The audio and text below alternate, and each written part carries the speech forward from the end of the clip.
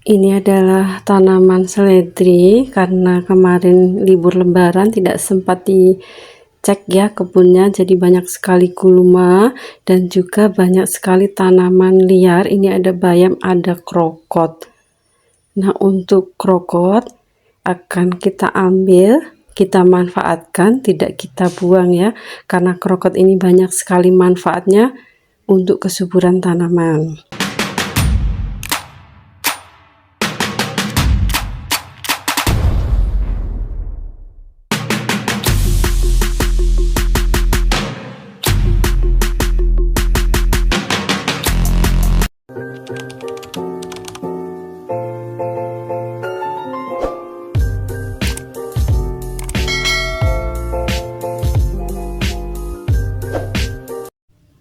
Assalamualaikum, halo teman-teman semuanya, ketemu lagi sama aku Rere Pandawi.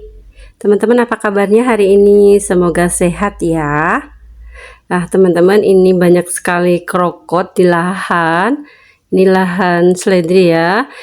Ini akan kita ambil, kita panen krokotnya untuk kita manfaatkan menjadi pupuk organik cair. Nah, pupuk organik cair yang akan kita buat dari krokot ini sangat bagus untuk pembungaan dan pembuahan. Karena dia mengandung KCl juga KNO3 ya. Nanti akan kita campurkan dengan bahan lainnya yang bagus juga untuk kita gunakan sebagai POC yang bagus untuk pembungaan. Nah, bagaimana cara pembuatan POC ini? Ikuti terus videonya, jangan di skip-skip biar nggak gagal paham ya. Kita cabutin krokotnya seperti ini ya teman-teman. Kita ambil secukupnya. Sebenarnya krokot ini juga bagus untuk kita manfaatkan sebagai sayur atau tumisan ya. Ini enak juga rasanya. Nah, ini masih seger-seger. Nah, ini kita sudah sampai di rumah, krokotnya juga sudah siap. Ini sudah saya cuci bersih, akarnya juga sudah saya buang ya. Ini sekitar 2 genggam besar ya teman-teman. Seperti ini ya. Ini nanti kita haluskan, kita potong kecil-kecil, atau teman-teman bisa pakai alat pelembut atau blender. Ini nanti saya potong aja kecil-kecil ya. Saya capek habis dari kebun, tidak saya tumbuk, nanti saya potong kecil-kecil. Selain mengandung magnesium, krokot ini juga mengandung potasium atau kalium, kalsium, mangan, besi, sodium, fosfat, dan urea. Dengan kandungan unsur hara ini, krokot bisa kita jadikan pupuk organik cair ataupun padat dengan kualitas yang sangat baik. Krokot ini juga bisa kita manfaatkan sebagai insektisida ya, karena dia ada kandungan tanin di dalam krokot ini yang mampu mencegah dan membasmi hama penyakit tanaman. Tapi untuk hari ini saya tidak membuat insektisida ya teman-teman, saya akan membuat pupuk organik cair dari krokot dan juga bahan lainnya. Nah, krokotnya sebelum kita buat POC bisa kita petik kecil-kecil seperti ini, kemudian teman-teman bisa tumbuk setelah dipetik kecil-kecil seperti ini ya. Tapi untuk hari ini saya tidak tumbuk ya teman-teman, tapi saya rajang kecil-kecil seperti ini saya rajang halus. Kita rajang halus semuanya. Kalau teman-teman ingin menumbuknya silahkan ya, nggak masalah. Nah, hasilnya akan jauh lebih bagus ya kalau ditumbuk, itu lebih halus itu. Tapi saya rajang ya. Ini untuk krokotnya kita pakai 2 genggam besar ya teman-teman. Bahan selanjutnya yang akan kita gunakan adalah air hujan. Ini saya pakai air hujannya 1 liter. Sebenarnya kalau teman-teman tidak ada air hujan, teman-teman bisa menggunakan air cucian beras. Hari ini saya campur ya, saya pakai air hujan 1 liter, air berasnya 1 liter.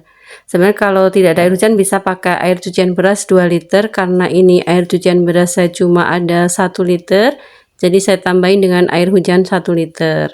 Untuk air hujan, gunakan air hujan yang memang kita tampung saat hujan, bukan air hujan yang turun dari talang atau dari genteng ya, hasilnya kurang bagus. Nah, kemudian kita tambahkan krokotnya, ini kita masukkan semua ya.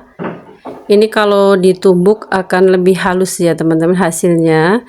Ini enggak saya tumbuk, ini saya masukkan gini, kemudian saya remas-remas ya, nanti akan hancur sendiri. Nah, seperti ini kita aduk, kita remas-remas. POC yang kita buat dari krokot ini mampu menggantikan pupuk KCL ya teman-teman, karena dia mengandung kalium yang cukup tinggi. Dia juga bisa kita manfaatkan sebagai POC untuk meningkatkan dan memperkuat akar, juga mampu membuat tanaman berbunga dan berbuah sepanjang waktu. Nah, bahan selanjutnya yang kita gunakan adalah sabut kelapa. Sabut kelapanya ini kita juga pakai 2 genggam. Ini sudah saya potong-potong kecil-kecil ya teman-teman. Sabut kelapa ini juga mengandung unsur kalium sebesar 10,25%, sehingga bisa menjadi alternatif sumber kalium organik untuk menggantikan pupuk KCL. Sangat bagus sekali ini ya sabut kelapa. Kita masukkan jadi satu sabut kelapanya. Kemudian kita aduk rata seperti ini. Nah, setelah ini kita tambahkan dengan gula. Ini saya pakai gula pasir ya teman-teman, karena stok gula merah saya habis. Silahkan teman-teman memakai gula yang ada di rumah, mau gula merah bisa, pakai gula pasir bisa, atau pakai molase juga bisa. Ini takaran gulanya saya pakai 1 on. Kita remas-remas dan kita aduk rata sampai semua homogen tercampur rata ya. Dan kemudian bahan selanjutnya teman-teman bisa menggunakan bioaktivator, bisa pakai IM4 atau mol. Nah, kali ini saya pakai mol ya, karena kebetulan stok mol saya masih ada. Ini saya pakai mol tape sebanyak 600 ml. Teman-teman bisa menggunakan mol tape, mol nasi, ataupun IM4. Kalau teman-teman pakai IM4 silahkan gunakan 4 tutup botol. Kalau pakai mol saya pakai ukuran 600 ml ya. Ini kita aduk rata lagi sampai homogen seperti ini ya. Nanti kalau teman-teman rutin pengaplikasian pakai pupuk ini, tanaman teman-teman entah itu cabai, tomat, tanaman anggrek atau tanaman buah lainnya akan rajin berbunga dan berbuah sepanjang waktu, dengan hasil buahnya itu lebih besar dan juga lebih manis. Biasanya berat buahnya itu bisa lebih besar ya. Dan biasanya warna buahnya itu teman-teman entah itu cabai, tomat, tanaman anggrek atau tanaman buah lainnya akan rajin berbunga dan berbuah sepanjang waktu, dengan hasil buahnya itu lebih besar dan juga lebih manis. Biasanya berat buahnya itu bisa lebih besar ya. Dan biasanya warna buahnya itu juga akan lebih cerah. Sedangkan untuk tanaman hias seperti anggrek atau mawar, mereka juga akan rajin berbunga sepanjang waktu ya. Nah, ini kan karena saya pakai ember untuk fermentasinya ya, teman-teman bisa menggunakan botol seperti ini. Nah, kalau teman-teman pakai botol seperti ini harus rutin diputar tutup botolnya setiap hari agar tidak meledak ya. Atau teman-teman bisa menggunakan selang seperti contoh overlay di samping ya.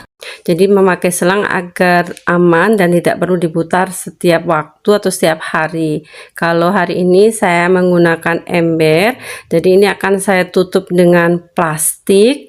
Bisa dengan kain juga ya. Ini saya pakai plastik, nanti didobelin dengan tutupnya ember ya.